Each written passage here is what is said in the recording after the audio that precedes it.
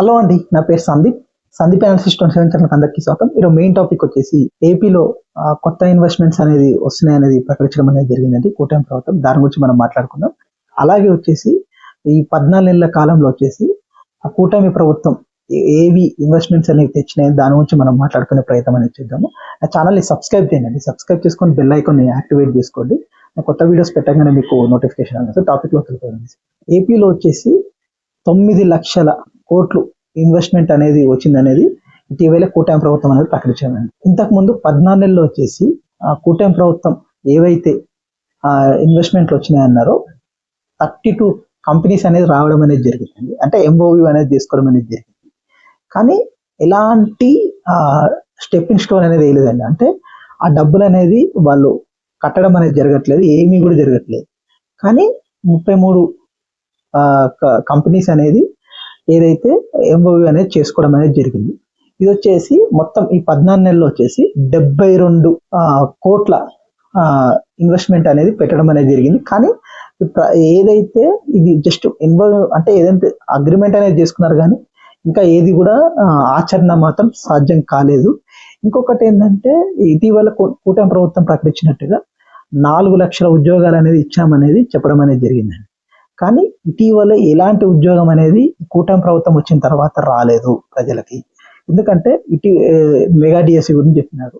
కానీ mega DSC అనేది ఇంతకుముందు జగన్మోహన్ రెడ్డి గారు ఆటోమేటిక్ ఆర్డర్స్ ఇచ్చిందంటే దీన్ని పాస్ చేయడం, అంటే అది కూడా పూర్తి స్థాయిలో జరగలేదు. ఎందుకంటే నోటిఫికేషన్ ఇచ్చారు, ప్రజలకు ఎలాంటి అక్కడ ఒక ఉద్యోగం అనేది ఇవ్వలేదు. అది గుర్తుపెట్టుకోవాల్సిన అవసరం ఉంది. ఇంకోటి ఏంటంటే ఏదైతే ఈ ఇన్వెస్ట్మెంట్లు అన్ని కూడా ఎంఓయూ దశలోనే ఉన్నాయి. స్టార్టింగ్ అనేది ఇంకా ఏం చేయలేదు. అంటే ప్రజలకి మోసం చేసే కార్యక్రమం అనేది ఎక్కువ జరుగుతుందండి కూటమి ప్రభుత్వం. ఎందుకంటే 9 లక్షల కోట్ల రూపాయలు ఇన్వెస్ట్మెంట్స్ వచ్చినాయి అనేది ఒక గోబుల్స్ ప్రొపగాండా అని ఒక మీడియా ఛానల్ అనేది రావడం అనేది జరిగింది. ఎందుకంటే ప్రజల్ని ఎంత మోసం చేస్తున్నారంటే అక్కడ వచ్చింది తక్కువ ఇన్వెస్ట్మెంట్, కానీ వీళ్ళు చెప్పేది ఏందో అసలు మొత్తం ఇక దేశమే మొత్తం కూడా ఆంధ్రప్రదేశ్నే చూస్తుందనే ఒక గోబుల్స్ ప్రొపగాండా అనేది ఎక్కువగా చేయడం అనేది జరుగుతుంది. అంటే ప్రజలకి నిజం చెప్పాల్సింది పోయి ఇంక్లూడింగ్ పవన్ కళ్యాణ్ గారు అలాగే చంద్రబాబు గారు ఇద్దరు అబద్ధాలని వండివార్చే ప్రయత్నం అనేది ఎక్కువగా జరుగుతుందండి. ఎందుకంటే ఇన్వెస్ట్మెంట్స్ లో ప్రజలకి ఎలాంటి ఉద్యోగ అవకాశాలు అనేది లేదు ఇప్పుడు ఏదైతే ఆంధ్రప్రదేశ్లో.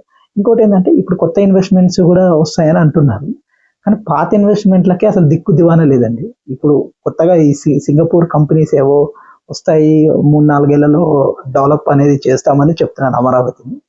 నాకు నమ్మకం అయితే లేదు. ఎందుకంటే ఈ 2014 నుంచి 19 వరకు తెలుగుదేశం ప్రభుత్వం ఇదే ప్రభుత్వం అనేది అప్పుడు కూడా అంటే జనసేన, బీజేపీ అండ్ తెలుగుదేశం ఇదే ప్రభుత్వం కూడా అప్పుడు కూడా నడిచింది. కానీ అప్పుడు అయితే జనసేన పార్టీ వచ్చేసి అధికారంలో అనేది తీసుకోలేదు, అయితే బీజేపీ తెలుగుదేశం అనేది తీసుకోవడం అనేది జరిగింది అనేది చెప్పినారు. కానీ ఏం డెవలప్మెంట్ అనేది ఏం కాలేదు. జగన్మోహన్ రెడ్డి గారి హయాంలో ఎంఓయూలు మస్తు చేసుకున్నారు, అలాగే తెలుగుదేశం హయాంలో కూడా మస్తు ఎంఓయూలు, ఆచరణ సాధ్యం అనేది ఏం జరగలేదు. ఇప్పుడు కూడా ఏదైతే కూటమి ప్రభుత్వం వచ్చేసి ఏదైతే 14 monthsలో వచ్చేసి 32 మాత్రమే కంపెనీస్తో ఎంఓయూ చేసుకున్నారు. అవి కూడా చిన్న చిన్న కంపెనీస్ అండి. అంటే 10,000 కోట్ల రూపాయలు రేంజ్లో ఉన్న కంపెనీస్ని ఎంఓయూలు చేస్తున్నారు. అంటే 200 మందికి ఉపాధి కల్పించడం కానీ ఇవన్నీ కూడా జరగలేదు. ఆచరణ అనేది లేదు. ప్రకటనలు అనేది వేరండి. ఎప్పుడైనా కానీ ప్రకటించడం అనేది అది ఒక కామన్ థింగ్, ఎవడైనా ప్రకటిస్తాడు. కానీ నిజంగా అది బెనిఫిట్ చేయడం అనేదే ముఖ్యం. అంటే ఇప్పుడు నేనే ఉన్నానండి ఎగ్జాంపుల్, నేను ఒక హోటల్ కడతాను అని చెప్పడం వేరు, కట్టి దాంట్లో ఒక 10 మంది ఎంప్లాయీస్ 5 మంది ఎంప్లాయీస్ 10-20 మంది ఎంప్లాయీస్ అది పెట్టడం అనేది ఇంపార్టెంట్. అప్పుడు నువ్వు ఉద్యోగం అనేది కల్పించినట్టు ప్రజలు. కానీ ప్రచారం ఏమో పూర్తిగా చేస్తున్నారు, కానీ నిజాలు చెప్పకుండా అబద్ధాలతోనే ఎక్కువగా ప్రయత్నం అనేది జరుగుతుంది. ఇంకోటి ఏంటంటే ప్రజలకి నిజం చెప్పండి, మేము ఇంత ఆచరణ ఇంతవరకు అయింది, అదైతుంది ఇదవుతుంది అనేది ప్రజలకు ఆశలు కల్పించడం అనేది కరెక్ట్ కాదండి. ఏమనంటే జగన్మోహన్ రెడ్డి గారిని బూచిగా చూపించే కార్యక్రమం జరుగుతుంది నెక్స్ట్ ఎన్నికలకి.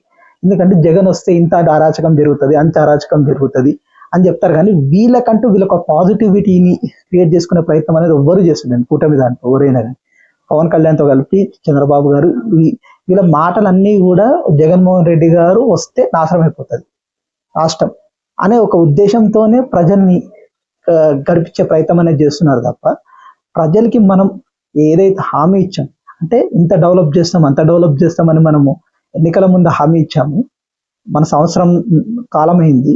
సంవత్సర కాలం నుంచి ఒక ఉద్యోగం ప్రజలకు ఇవ్వకుండా ప్రపగాండా చేసుకుంటూ ఏది చెప్పినా అబద్ధాలే అండి. ఎందుకంటే అమరావతి అనేది డెవలప్ అయిపోద్దండి 3-4 ఏళ్ళు. ఎవరన్నా చెప్పేవాళ్ళు ఎవరన్నా ఉంటే అది దేవుడికి వదిలేస్తున్నాను వాళ్ళు. నేను ఎందుకంటే కామన్ సెన్స్ ఉండాలి ఫస్ట్ ఆఫ్ ఆల్. ఎందుకంటే మన పునాది దశలోనే ఉన్నాం. దాన్ని పూర్తిగా మనం గమనించాల్సిన అవసరం ఉంది.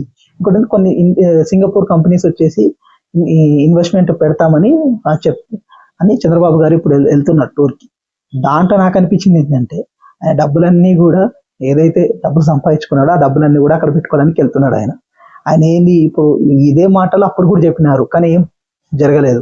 ఇప్పుడు కూడా జరగదండి. ఎందుకంటే 9 లక్షల కోట్ల రూపాయలు ఇన్వెస్ట్మెంట్ అంటే ఇప్పుడు గూగుల్ అనే ఒక కంపెనీని వచ్చినామని మొన్న ఇది పేపర్లో ప్రకటన ఇచ్చినారు. కానీ గూగుల్ కంపెనీ దీంట్లో లేదే లేదు. అసలు వస్తుంది అనేది వేరండి, ఆచరణ అనేది ముఖ్యం. ఎందుకంటే ఇలాంటి గూగుల్స్ ప్రపగాండా అనేది ఆపండి ఇప్పుడైనా. ఈ కూటమి వీళ్ళందరికీ కూడా నేను చెప్తున్నాను. ఎందుకంటే దీనివల్ల ఉపయోగం లేదండి. ప్రజల్లో మనం పాజిటివిటీని గెయిన్ చేసుకోవాల్సింది పోయి మనం నెగిటివిటీని గెయిన్ చేసుకోవడం వల్ల యూజ్ ఏముంది చెప్పండి. మీరు ఒకసారి ఆలోచించండి. ఎప్పుడైనా కానీ ఒక ఎన్నికలు ఏ ఎన్నికల్లో అయినా కానీ మన పాజిటివ్ ఓట్తోనే గెలుస్తారు. ఇప్పుడు జగన్మోహన్ రెడ్డి గారిని చూసి ఆయన వస్తే ఇట్లా అరాచకం అయిపోతుంది, దానివల్ల నాకు ఓటేయండి అని మనం వెళ్తే గానీ అది ఏమైందంటే ప్రజలు ఆల్రెడీ పాలన చూసినారు. పాలన చూస్తే ఇగో ఇప్పుడు కూటమి ప్రభుత్వం కన్నా జగన్మోహన్ రెడ్డి గారు అంతో కొంత మనకి చేస్తున్నాడా అనుకుంటారు తప్ప దీన్ని ప్రజలు ఎవరు కూడా నమ్మరు జనరల్ గా. అది మీ ఇష్టం, ఇంకా ప్రచారం చేసుకుంటూ వెళ్తేనే మీరే నష్టపోతారు. ఎందుకంటే వైనాట్ 175 ఇవన్నీ మాట్లాడి జగన్మోహన్ రెడ్డి గారు నష్టపోయారు ఐపాక్ టీమ్ ని నమ్ముకొని. ఇప్పుడు వీళ్ళు అంతే. ఇలాంటి ఫాల్స్ ప్రొపగాండా చేయడం వల్ల యూజ్ ఉండదు. ఇప్పుడు కూడా మీకు అందరికి కూడా చెప్తుంది. ఇంకోటి ఏంటంటే ఎప్పుడైనా కానీ మన రియాలిటీగా ఉండడం బెటర్ అని నా అభిప్రాయం. ఒక్కటి రెండు సంస్థలు చేయండి, ఓకే. ఆ 1-2 సంవత్సరాలు ప్రజలకి ఓకే 3 సమస్యలు వచ్చినాయి, దీంట్లో ఒక 600 మందికి ఒక ఎంప్లాయ్మెంట్ మేము ఇస్తున్నాం, అదే చెప్పండి. ఏదైతే జరిగేవి చెప్పండి. అంతేగాని ఇది ఎక్స్పెక్టేషన్ ఎక్కువగా పెంచి అది చేయలేకపోతే మాత్రం ప్రజలు పూర్తిగా కూడా గట్టి దెబ్బ తగిలే అవకాశం ఉందండి కూటమి ప్రభుత్వానికి. ఇది నేను సీరియస్ వార్నింగ్ గా చెప్తాను. ఎందుకంటే మనం జరిగేది చెప్తేనే బెటర్ కదా. ఇప్పుడు కొన్ని విషయాల్లో ఇప్పుడు ఏమంటున్నారు, ఎవరైతే ఆడపిల్లలకి 1500 రూపాయలు ఇస్తామని చెప్పినారు. ఇప్పుడు ఏమంటున్నారు, ఇప్పుడు వాళ్ళందరికి ఇస్తే ఏపీ అంతా అమ్మేయాల్సి వస్తుంది, ఇవన్నీ కొన్ని మాటలు చెప్తున్నాం. దానివల్ల యూజ్ ఏముంది? మనం ఇప్పుడు వీళ్ళే చెప్తున్నారు కదా, వీళ్ళ నోట్లో వీళ్ళు మేము అమలు చేయలేము, మాకు చేత కాదు, మమ్మల్ని వదిలేయండి, మేము చేయలేము అని ఇండైరెక్ట్ గా చెప్తున్నాం. దానివల్ల ప్రజలు నువ్వు చేస్తావని ఎట్లా నమ్ముతారు చెప్పండి? వీళ్ళ చేతలే చెప్తున్నాయి, ఎవరో చెప్పదలుచుకోలేదు, వీళ్ళే చెప్తుంటారు అన్ని మాటలు. ఎప్పుడైనా కానీ సంక్షేమ పథకాలు కూడా పూర్తి స్థాయిలో అమలు కావట్లేదు. తల్లికి వందనం అంటున్నారు, 2 దశలు వేసినారు, ఒక 30 లక్షల మందికి అందట్లేవు. ఏదైతే ఈ తల్లికి వందనం అనేది పెన్షన్స్ పెంచారు, కట్ చేయడం అనేది జరిగింది 5 లక్షల మంది. ఇలాంటి ఎంతకాలం అని చేస్తుంటారు చెప్పండి? అంటే డెవలప్మెంట్ అనేది జరగాలి అంటే మన సిన్సియర్గా ఉండాల్సిన అవసరం ఉంది. కరప్షన్ ఆపి ఏదైతే రిఫార్మ్స్ తీసుకోవాల్సిన అవసరం ఉందండి. నేను ఇప్పుడు కూడా ఆంధ్రప్రదేశ్కి అంటే 40,000 ఎకరాలు తీసుకోవడం వల్ల సక్సెస్ అవుతుంది, ఏదో అభివృద్ధి జరుగుతుంది అనేది నేను నమ్మను. ఎందుకంటే నా పాత వీడియోస్లో నేను దీని గురించి రాశాను. ఏదైతే పవన్ కళ్యాణ్ గారు ఆపారు అది ఒక చూడండి, నేను అది దాన్ని క్లియర్గా చెప్పినాను. అంటే ఒక హబ్ లా క్రియేట్ చేయండి. ఇప్పుడు జనరల్ గా సరే తక్కువ ల్యాండ్ ఏదైతే ఇప్పుడు జిల్లాలో ఎక్కువ వేరే స్టేట్లో ఉంటే ప్రైవేట్ ల్యాండ్ తీసుకోవడం కన్నా ఒక్కొక్క జిల్లాలో ప్రభుత్వానికి ఒక ల్యాండ్ ఉంటుంది జనరల్. ఆ ల్యాండ్ లో ఒక్కొక్క హబ్ని తయారు చేయండి, చిన్న హబ్బులు తయారు చేయండి. అంటే హబ్ అంటే ఇప్పుడు చెన్నైని చూసి నేర్చుకోండి. ఒక్కొక్క ప్లేస్ కి ఒక హబ్ ఉందండి, అంటే ఒక ఏదైనా హబ్స్ అనేవి ఉన్నాయి. దానివల్ల వాళ్ళకి చాలా ఇన్కమ్ వస్తుంది. అలాంటిది ఒకసారి ట్రై చేయండి. ఏదైతే ప్రభుత్వం ల్యాండ్ ఉన్న దగ్గరనే చేయండి. అంటే మళ్ళీ తీసుకోవడం అంటే ఇప్పుడు డబ్బులు ప్రభుత్వం దగ్గర, కానీ అట్లా తీసుకోకండి. ఏదైతే ప్రభుత్వం దగ్గర డబ్బులు ఏదైతే ల్యాండ్ ఉందో ఆ ల్యాండ్ ద్వారానే తీసుకొని చేయండి. అంతేగాని ఇలాంటి చేసుకొని ఆ కరప్షన్ గూగుల్స్ ప్రచారం వల్ల యూజ్ ఉండదు. అంటే ఏదైతే ప్రభుత్వం మీద వ్యతిరేకత ఆల్రెడీ పతాక స్థాయిలో స్టార్ట్ అయ్యింది. ఎందుకంటే ఎప్పుడైనా కానీ మనం పాజిటివిటీని గెయిన్ చేసుకోవాలి, కానీ నెగిటివిటీ వల్ల యూజ్ ఉండదండి. ఎప్పుడు నేను అది కూడా చెప్తున్నాను. ఇంకో విషయం ఏంటంటే పవన్ కళ్యాణ్ గారు కూడా, నేను చెప్తున్నానని ఏం తప్పుగా అనుకోకండి. ఎందుకంటే పవన్ కళ్యాణ్ గారు ఇట్లనే ఉంటే మాత్రం చాలా కష్టం. నెక్స్ట్ ఎన్నికలకి చాలా కష్టం. చాలా మంది అనుకోవచ్చు నేను తప్పు చెప్తున్నాను అనుకుంటున్నాను. నేను చెప్పిన నిజాలు ఒకసారి నా వీడియోస్ అన్ని ఫాలో అయితే నేను చెప్పినానే ఇప్పుడు జరుగుతుంది. అది పెద్ద విషయం ఏమి నేను చెప్పను అంటే ఏం జరిగింది అంటే అదే విషయం చెప్తే చాలా మంది తిట్టినారు, చెప్తే నీకేం తెలియదు అది ఇదని మాట్లాడినారు. వాళ్ళకి నేను చెప్తున్నాను, ఎందుకంటే నేను తప్పు చెప్పట్లేదండి, ఎందుకంటే రియాలిటీగా చెప్తున్నాను నేను. ఈ విషయాన్ని మీరు అర్థం చేసుకోవాల్సిన అవసరం ఉంది.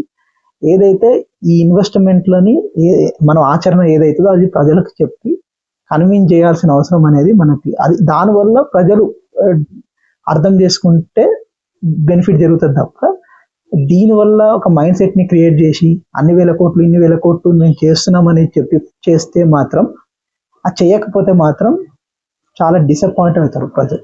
దానివల్ల చాలా పెద్ద ఓటమి అనేది వచ్చే అవకాశం ఉంటుంది.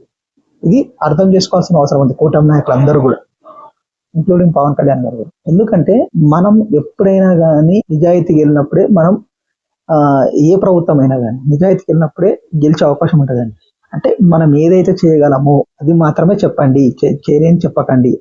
ఇప్పుడు ఇష్టం ఉన్నట్టు హామీలు ఇచ్చినారు, 144 హామీలు ఇచ్చినారు, అవి ఏం చేయలేదు. ఈ 2 పథకాలకే దిక్కు లేదు. ఇంకా ఇంకా ఆ హామీలు చేసిన ఎవరు నమ్ముతారులే అని చెప్తారు. అంటే ఇలాంటి విషయాలని నేను పదే పదే ఎందుకు చెప్తున్నా అంటే వీళ్ళకి తెలవాలి. వీళ్ళకి అసలు ప్రజలు వీళ్ళని ఎవరు అడగట్లేరు. ఏమనంటేనేమో కొన్ని పత్రికలను అడ్డం పెట్టుకొని వాళ్ళు విష ప్రచారం చేసుకుంటూ ప్రజల్ని ఒక మైండ్ సెట్ ని క్రియేట్ చేద్దామని చూస్తున్నారండి. అది చాలా తప్పని చెప్తున్నాను. ఎందుకంటే నిజం చెప్పండి, ఒక క్రెడిబిలిటీ అనేది వాళ్ళకి లేదు, నేను వదిలేసి. ఎందుకంటే వాళ్ళ క్రెడిబిలిటీ ఉంటే ఇలాంటి పత్రికల్లో ఇలాంటి మాటలు రాయడం అనేది కరెక్ట్ పద్ధతి కాదు. నువ్వు నిజం చెప్పు, డిబేట్ చేయి, నిజం చెప్పి డిబేట్ చేయి, దానికి వాల్యూ ఉంటుంది. కానీ ఇలాంటి మాటలు చేయడము, ఇలాంటి ఫాల్స్ ప్రొపగాండా చేయడము, చెప్పడం వల్ల ప్రజలకు ఎలాంటి యూజ్ ఉంటుందని నేను అనుకుంటున్నాను. ఇన్వెస్ట్మెంట్ రావాలని కోరుకుంటున్నాను. చూద్దాం మరి ఏమవుతుంది అనేది. నా ఇన్ఫర్మేషన్ కానీ మీకు నచ్చినట్టయితే ఇది సబ్స్క్రైబ్ బటన్ ఉంది, సబ్స్క్రైబ్ చేసుకొని బెల్ ఐకాన్ని యాక్టివేట్ చేసుకోండి, లైక్ చేయండి, షేర్ చేయండి, కామెంట్